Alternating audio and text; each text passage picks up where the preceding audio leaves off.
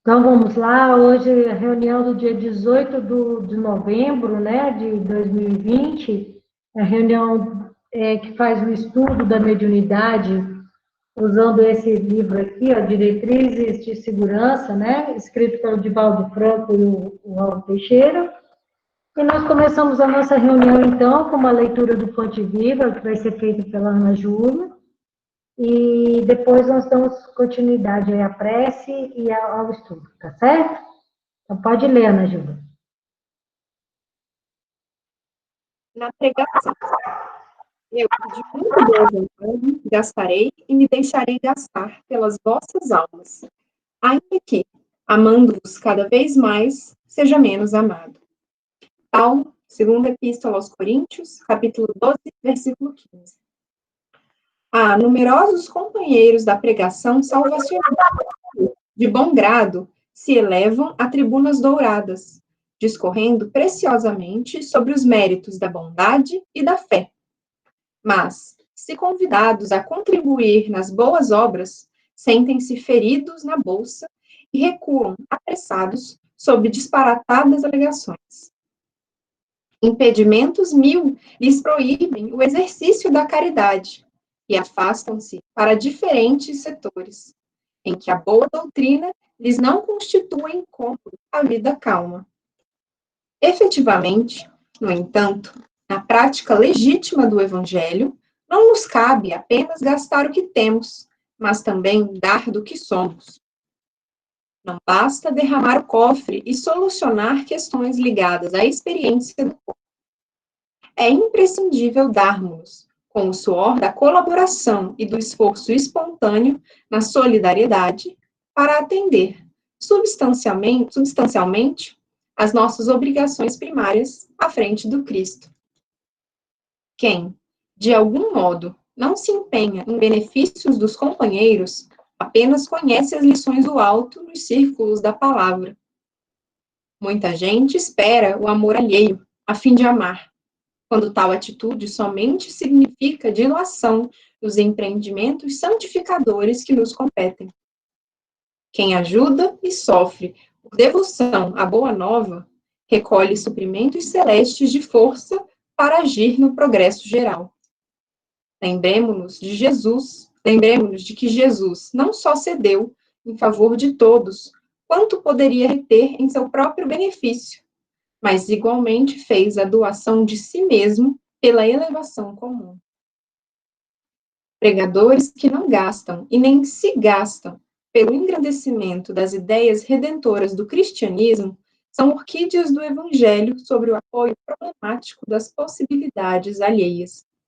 Mas aquele que ensina e exemplifica, aprendendo a sacrificar-se pelo erguimento de todos, é a árvore robusta do eterno bem, manifestando o Senhor no solo rico da verdadeira fraternidade. É interessante aqui que ele faz um apontamento muito interessante de gastarei e me deixarei gastar, né? Então, é importante se atentar que muitas vezes, e não que não seja importante, e ela é importante, eu digo a caridade material. Quando você pode realizá-la, é importante que você o faça sempre, mas que a gente também se atente para dar de si mesmo. Quando a gente não puder dar, ou ainda assim, quando a gente tiver feito uma caridade material, que a gente possa entregar outro tipo de conforto além desse. Que a gente possa doar de si mesmo, do nosso tempo, da nossa boa vontade, da nossa paciência escutando uma pessoa, o que é que seja, né? Mas que a gente também deixe um pouquinho de nós, com quem quer que a gente ajude, não apenas do que é nosso. E é interessante porque ele dá o título da mensagem na pregação, né? Sobre como nós agimos e deveríamos agir na pregação, né? Na palavra do Evangelho. E o problema está no fato de que geralmente a gente se prende apenas às palavras, apenas ao conhecimento que está ali já escrito, né? E aí ele fala que é como se fosse uma orquídea se alimentando ali de nutrientes, né, só sugando de nada que é seu. Orquídea é uma flor, né? Uma flor é bela, né? Algumas até perfumam, né? Isso já é bom, mas não alimenta. Não é o fruto ainda. Então, que a gente pare de tratar a nossa fé e a responsabilidade que a gente tem a partir do conhecimento da vida espiritual, da vida superior, dos valores morais, todas as consequências a partir disso, não como um incômodo, como ele fala aqui, que a gente se justifica com mil impedimentos, né, para não prosseguir no serviço, né, se gastando em nome do bem, em nome da fé que a gente só suga, que a gente só se beneficia, porque a gente é consolado, a gente tem esperança por causa desse conhecimento. É uma bênção, uma mordomia que Deus nos dá, da fé, né? É claro que também é nosso desenvolvimento e uma conquista quando a gente consegue atingir esse saber da vida espiritual, né? Mas se a gente ficar só nessa área do conhecimento, qual é a diferença, né, que a gente vai estar fazendo no mundo? Nenhuma. E a gente vai estar só se beneficiando, sem produzir nada.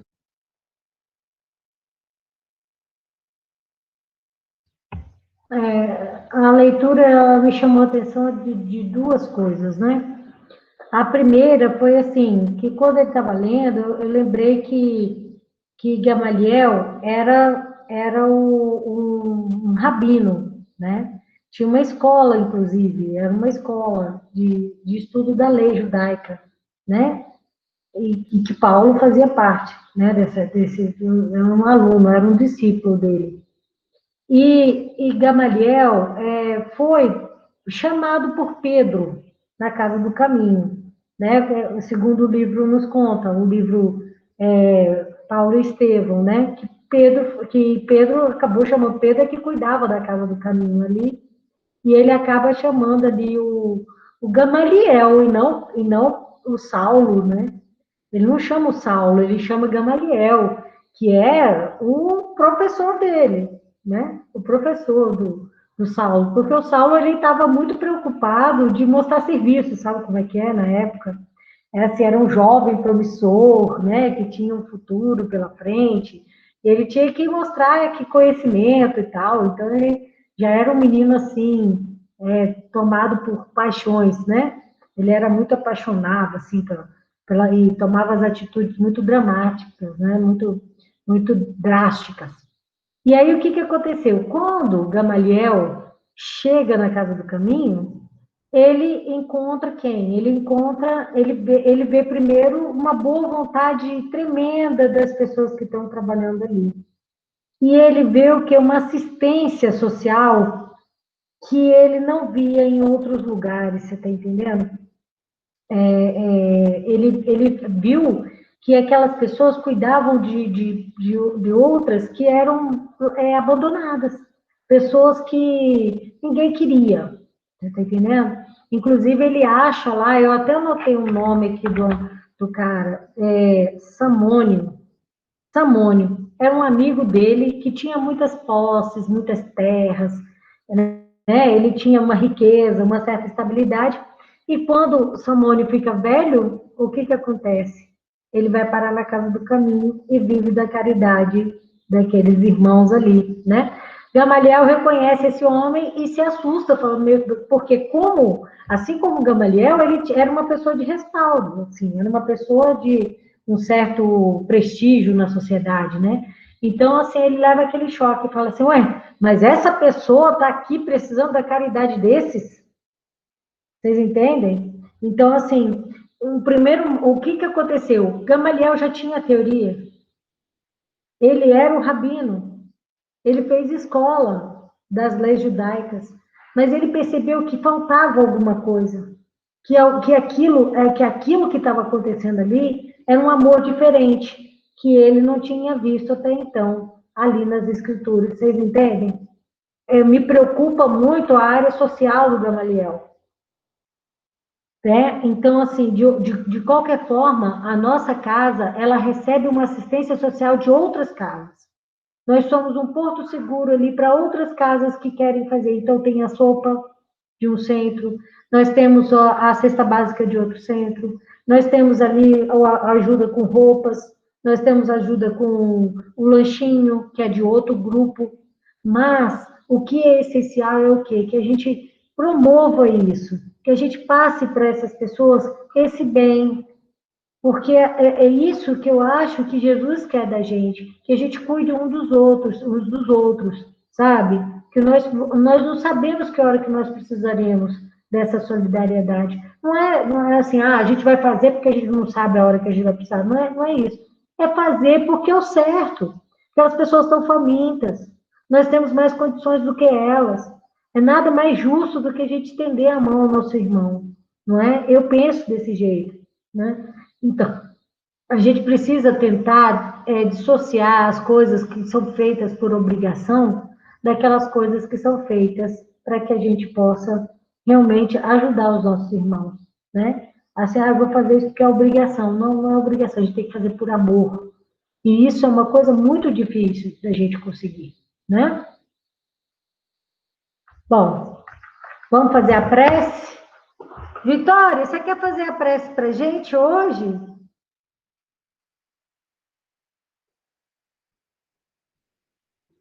Vitória, você está ouvindo?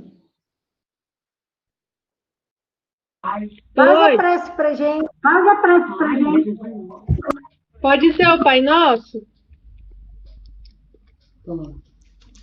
Pai nosso que estais no céu, santificado seja o vosso nome. Venha a nós o vosso reino. Seja feita a vossa vontade, assim na terra como no céu. O pão nosso de cada dia nos dai hoje. Perdoai as nossas ofensas, assim como nós perdoamos aqueles que têm ofendido. Não os deixeis cair em tentação, mas livrai-os do mal, agora e sempre, que assim seja. Graças a Deus. Obrigada. Pessoal, 23 agora? É isso mesmo ou é 22? É o 22. 22? Então tá, então vamos lá. O médium é responsável por toda e qualquer comunicação mediúnica? Deve sê-lo, porque não é um autômato. Quaisquer comunicações que lhe ocorram são através do seu psicossoma ou perispírito. A conduta do médium é de sua responsabilidade e, graças a essa conduta, ele responde pela aplicação de suas forças mediúnicas. Então, logo de cara, ele já está avisando para a gente, já está falando para a gente, né, que é nossa obrigação, né? Qualquer comunicação, nós vamos responder por elas, né? Então, é muito comum a pessoa assumir comportamentos contrários ao bom tom e depois dizer que foram as entidades perniciosas que agiram dessa forma. Isso é uma evasão da responsabilidade, porque os espíritos somente atuam pelo médium, nele encontrando receptividade para suas induções. Olha aí, pessoal, ele está falando, né? Daquele pessoal que fala assim, eu estava com o espírito e fiz isso, eu não queria fazer, foi o espírito que fez, né? A gente já viu muita gente falar isso. Não é culpa minha, é culpa do espírito que estava comigo, né? E aí vai. Coloca a culpa nos espíritos e pronto, né? Vamos ver então o que ele continua, vai falar mais aqui. É importante saber que o médium é responsável pela manifestação que ocorra através dele. Para que se torne um médium seguro, um instrumento confiável, é necessário que evolua moral e intelectualmente, na razão em que exercita a faculdade. Olha aí, quanto mais você exercitar para o bem, mais os espíritos vão operar por você, mais os espíritos vão falar através de você, né? Espíritos de luz, espíritos que vão trazer coisas boas. E é isso, quanto mais você trabalhar para a evolução disso aí, para melhoria pessoal, né? Sua evolução individual, isso aí vai ser muito bom, tá? Gostaria de dar uma informação que nos transmitem os amigos espirituais. Referem-se a seriedade com que as entidades que aqui trabalham estão encarando este encontro. Um dos fatores mais importantes para a divulgação da doutrina espírita, além do estudo sério, é a mediunidade na vivência, no comportamento dos médiuns. Olha aí, ó. Por isso que a gente sempre estuda falando, olha, comportamento do médium, a vida do médium. Quanto mais íntegra você for, quanto mais sério você for nesse sentido, mais os espíritos de luz vão procurar você, né? Mais você vai ser instrumento na mão desses espíritos, né? E ele fala assim, porque os neófitos, e aí são as pessoas novas nesse assunto, né? Atraídos para a doutrina, vêm invariavelmente ansiosos pelos fenômenos e por soluções para problemas que eles não querem equacionar. A invigilância de alguns aprendizes do espiritismo trabalhando na mediunidade responde pela deserção dos inseguros, pelos desequilíbrios da comunidade mediúnica. Esses mentores estão empenhados em nos ajudar para o bom discernimento das nossas realizações. Registro sim a presença de vários desses amigos que prosseguem colaborando, vivamente empenhados no trabalho de educação e de iluminação das almas. Eles estão hoje aqui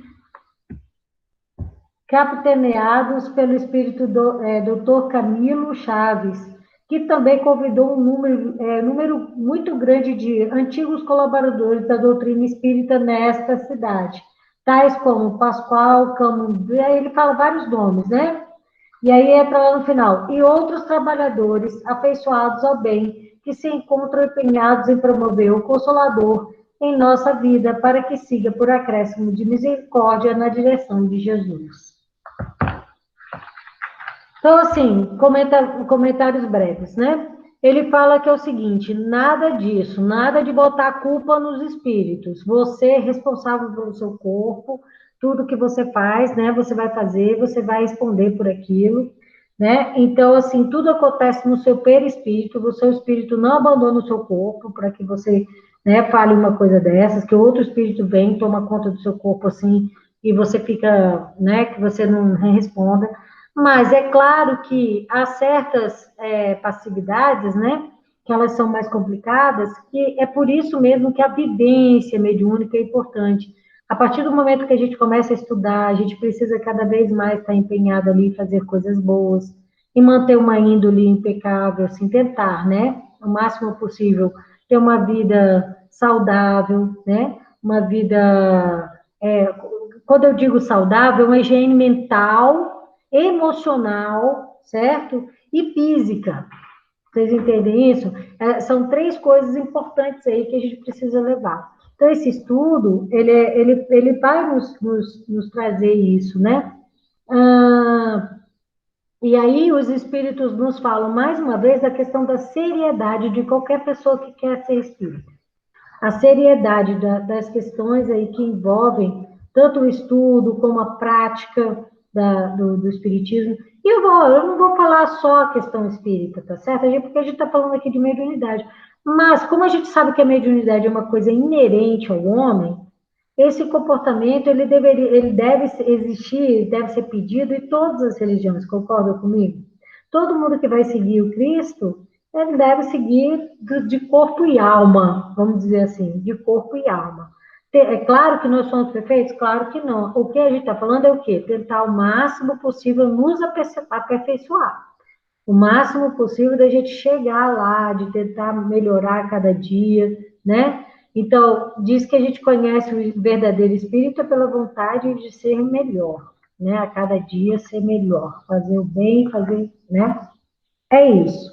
Alguém quer falar alguma coisa mais sobre isso daqui? Eu pensei, quando eu mandei essa mensagem também, como se fosse fazer um paralelo com o espelho, sabe? O médico ser um espelho. E quanto mais ele faz essa higiene, como você falou, Miriam, quanto mais ele trabalha, mais ele melhora, melhor instrumento ele vai ser. Porque um espelho com problema, um espelho sujo, um espelho estragado, vai ser mais difícil ele refletir a imagem, no caso seria a manifestação dos espíritos, né? Então, quanto mais esse espelho estiver sendo bem cuidado, e é importante isso, né? É um exercício diário, esse espelho não vai ser limpo de um dia para o outro, a gente vai evoluir de um dia para o outro. Mas se a gente tentar sempre manter uma vida equilibrada em todos os sentidos, seremos cada vez instrumentos melhores, né, para poder exercer esse trabalho do bem. E aproveitando essa comparação que você trouxe do espelho, né, com a mediunidade, a gente refletindo o que os espíritos estão nos falando, nos intuindo aqui para a Terra, a gente pode escolher a angulação desse espelho, onde que a gente vai refletir, né? Por isso que ele fala aí do autocontrole do médium, da responsabilidade, que é um ponto que sempre toca, né? Todas as mensagens, todos os livros espíritas, e que a gente já falou algumas vezes aqui, né? Sempre chega nesse ponto da responsabilidade individual e que a gente sempre tem o controle. Então, como você também pontuou, né, Miriam, que não adianta ficar jogando a culpa nos espíritos, né? Isso não existe, porque a gente só vai se conectar a espíritos com quem a gente tem afinidade. Então, se a gente tem os mesmos gostos, os mesmos vícios, ou as mesmas aspirações, as mesmas ideias nobres, os mesmos desejos de fazer o bem, é de acordo com isso que a gente vai se comunicar, que a gente vai receber mais ou menos influência, né? Não é como se fosse, o médium não é como se fosse um rádio apenas que está transmitindo ali, não é uma caixa de som que só transmite alguma coisa. Não, ele tem um filtro e deve, então, filtrar essa mensagem e esses pensamentos para que o seu comportamento seja condizente com a doutrina espírita, com o evangelho. E outro ponto que você também tocou, né, da seriedade, e que, porque Divaldo destaca aqui, e queria, né, lembrar que ele fala dessa seriedade justamente porque existe uma equipe imensa de trabalhadores espirituais que se dedicam muito para a limpeza do ambiente, para a nossa própria limpeza, né? Para a harmonização da nossa mente, do nosso lar, da nossa família, tentando sempre manter uma atmosfera, né, um ambiente o mais propício para que a gente possa servir bem aos outros, né? Então, que a gente dê valor a toda essa dedicação, né, de tantas pessoas que trabalham para isso, no lado de lá, né? Ô, Lucas, eles estão dando uma dica para a gente fazer isso, para tentar o máximo possível minimizar aí esses impactos todos da mediunidade, né? Que é claro. Mas mesmo assim ainda é difícil, né? Mesmo assim ainda é difícil. Vai ter hora que a gente ainda vai, né, fraquejar um pouco aí. E é importante você lembrar o seguinte, porque o nosso objetivo é tentar nos superar. Vocês entendem? Porque assim, o espírito vai tentar atacar a gente onde a gente tem já um fraco. Isso quer dizer que aquilo não está superado na nossa vida, né? Então ele vai. O problema é que a gente pode.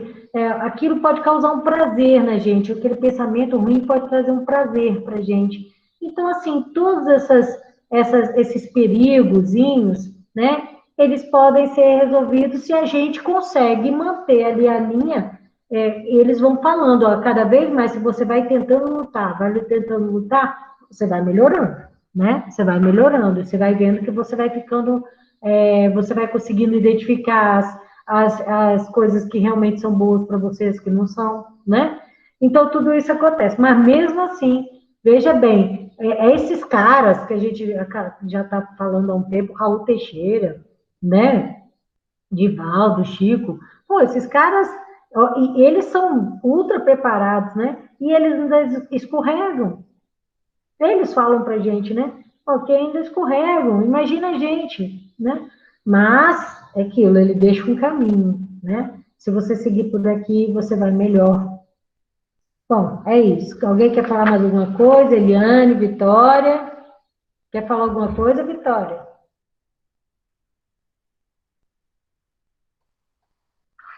Não. Então, tá bom. Então, vamos para 23, né? Há médium inconsciente que, após a manifestação do espírito, não se recorda do que o comunicante disse ou fez por seu intermédio.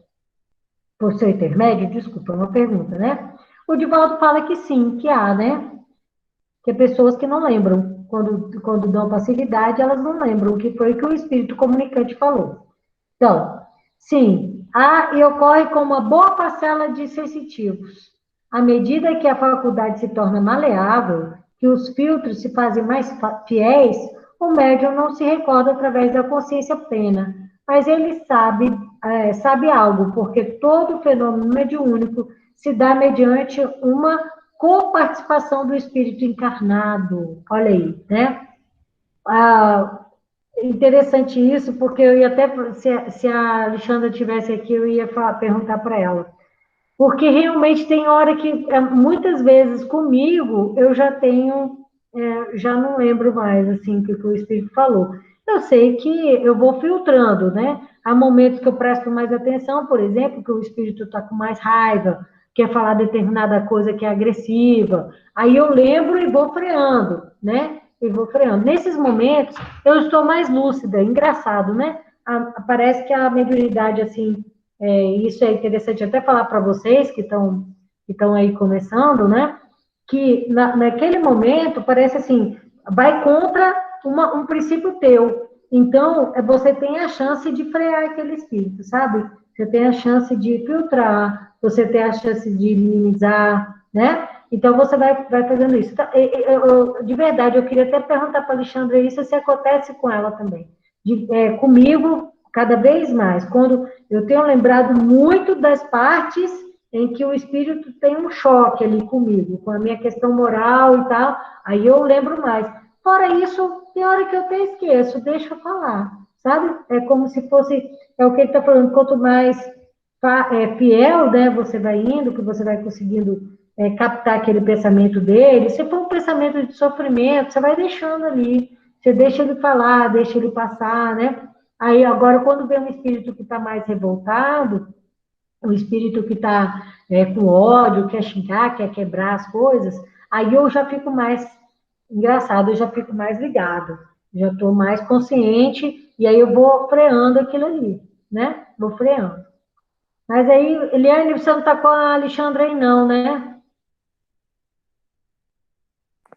Não, tá só eu. Pois é. Queria saber da parte dela também, como é que é isso. Mas eu acredito que seja isso daí que ele falou, né? Alguém quer comentar esse 23 aí, mais um pouquinho? Eu queria fazer uma pergunta, na verdade, Miriam. Então, assim, se eu entendi direito, vou explicar meu raciocínio e você, especialmente você, né, que tem essa experiência, me corrija. É necessário essa evolução moral, principalmente também do médium, para que quando ele tenha esse estado inconsciente, ele, por já ser diferente, né, do espírito que quer se comunicar, ele não ter esses mesmos impulsos, então isso vai frear o espírito a fazer comportamentos agressivos, violentos. Seria isso? Assim, eu não sei se você conseguiu entender. Eu entendi sua pergunta. Só tem umas coisas aqui que a gente tem que separar, tá certo? Assim, a manifestação, ela vai ocorrer de qualquer jeito, né? A gente já falou, isso é uma coisa inerente, né? Para as pessoas percebem, os espíritos de forma diferente, mas percebem, né? Existe a mediunidade aí de alguma forma. O que acontece é que há uma orientação para a gente que trabalha numa casa espírita, que se propõe a ser espírita e trabalhar com a mediunidade mais ostensivamente, presta atenção, porque a mediunidade ela está ocorrendo aí toda hora, em todo lugar, né, no dia a dia e tal, mas na casa espírita você ostensivamente usa a mediunidade, não é isso? Então, o que ele fala para a gente é que quanto mais a gente trabalhar nosso moral, nossa parte, a parte tanto intelectual, a parte teórica, como a parte, nossa parte moral, mais controle a gente vai ter disso daí, né? Mas a gente vai ficar, na verdade, a gente fica mais ligado, né? A gente fica, conforme a gente vai caindo, porque não vem falar que a gente não cai, que a gente cai, né? Aí a gente, quanto mais a gente vai caindo, mais a gente fica ali, né, avisado sobre as coisas, né? Gato escaldado tem medo de água fria, não é assim que fala? É mais ou menos isso. Mas o que você quis perguntar é o seguinte: quanto mais moral você tiver, mais você vai saber lidar com isso. Vamos supor, então, vamos colocar aí uma pessoa que esteja com uma mediunidade aflorada de passividade, né, a mediunidade aí psicofônica, e ele está roubando, ele está usando drogas, está bebendo muito, não é? Costuma mentir bastante, né? Passar os outros para trás. Que espíritos vão se aproximar dele? Que espíritos vão se aproximar dele? E esses espíritos vão aproveitar o que? Esse terreno fértil que ele já está ali, porque ele não está lutando contra essas más inclinações dele. Você entende? Então, assim, chega um momento que você não sabe se é do espírito ou do outro coisa, né? Assim, você não sabe. Mas o que o estudo da mediunidade nos aponta é que quanto mais você trabalha isso, mais você tenta manter a sua vida, tenta estudar, tenta fazer coisas para o bem do seu próximo, tenta fazer, esteja em harmonia com a sua casa, na sua família, mais você vai trabalhar ali, né, ajudando aqueles espíritos. Então, assim, você pode até ter aquele momento que você vai receber aquele espírito mais embrutecido, vamos colocar aí como um espírito mais embrutecido, você vai ter ali uma força para dar um choque anímico naquele espírito, você entende? Você vai ter uma força, é como se você tivesse uma luzinha ali, uma bateria, ou uma energiazinha, que vai ajudar aquele espírito. Você entende? Mais até. Eu não sei se eu consegui responder. Lucas, você acha que eu respondi? Senão você pode completar aí. Muito obrigada. Acho que tem um outro ponto importante, que até que nem está na pergunta, né? Porque a pergunta fala mais diretamente sobre a recordação do médium, né? Mas mais sobre a questão que a Ana Júlia trouxe, né? Desse controle, desse filtro do médium. É claro que o principal é a conduta do médium, né? Que se adeque a princípios morais, né? A valores elevados, porque até como você falou, Miriam, colocou muito bem anteriormente, quando você percebe que o espírito quer fazer algo que é contra os seus princípios, aí você freia, ou seja, tem que ser contra os seus princípios. Se você não tem esses princípios, não adianta, né? Mas outro ponto é que também, no momento da reunião mediúnica, no centro espírita, e naqueles que têm uma sala especificamente preparada para isso, naquela sala, tem toda a preparação dos espíritos superiores, dos espíritos trabalhadores da casa, para limpar o ambiente. André Luiz descreve, em alguns momentos, né, em suas narrativas, que é um trabalho assim de horas antes. Tem alguns casos, são os casos de materialização, que são os casos da mediunidade mais complexa, né, um caso mais complicado, em que eles vão até no dia anterior, né, ou seja, algo de dias assim para preparar o ambiente, para harmonizar. Como é importante isso? Eles se utilizam de aparelhos e máquinas lá que a gente não conhece aqui, para ter toda essa preparação, além do auxílio direto de um espírito mentor, de um espírito superior que vai estar ali auxiliando na comunicação, né? Então, você, médium, está ali recebendo a comunicação do espírito sofredor, ou alguém está se comunicando, vai ter um espírito superior, um espírito mentor que também vai estar te auxiliando. Então, fica mais fácil, né? E é o ambiente ideal para que tenha também esse controle e uma comunicação que seja mais segura, né? Tanto para o médium, como as pessoas ali ao redor e para o comunicante. Isso, Ana Júlia. Então, aí você chegou ao ponto, né? Aí, o que quer dizer? Você já está mais preparado moralmente, é o que o Lucas falou. Ainda tem aquela estrutura toda espiritual de um trabalho mediúnico da casa espírita, né? Tem tudo isso. Mas você imagina a pessoa que dá uma passividade fora do centro espírita, que pode acontecer, e que está inclinado a todas essas coisas. O que vai acontecer? Ele vai deixar o espírito deitar e rolar, né? E aí, depois ainda bota a culpa no espírito. Bota a culpa. E deixa, na verdade, houve uma permissão dele, né?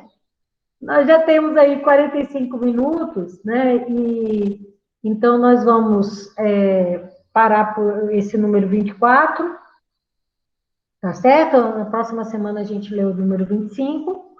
E aí, até o final, depois que parar a gravação, eu vou comentar uma coisa que aconteceu uma vez, numa reunião, só para a gente trocar umas experiências, tá bom? Então, vamos lá. Eliane, você pode fazer a prece final para a gente? Posso. Amado Mestre Jesus, amigos de luz, durante o estudo, agradecemos por tudo que temos, Senhor, pela nossa família, nosso lar, nosso aprendizado, e pedimos que proteja a todos aí do Itapuã, do centro, do nosso país como um todo, todos aqueles que encontram sofrimento, necessitando de um auxílio, que possa receber esse benefício de acordo com seus merecimentos. Agradecemos pelo estudo de hoje, pelo aprendizado, e pedimos permissão para encerrar o nosso estudo, dizendo graças a Deus, graças ao Pai amado, que assim seja. Obrigada, Senhor.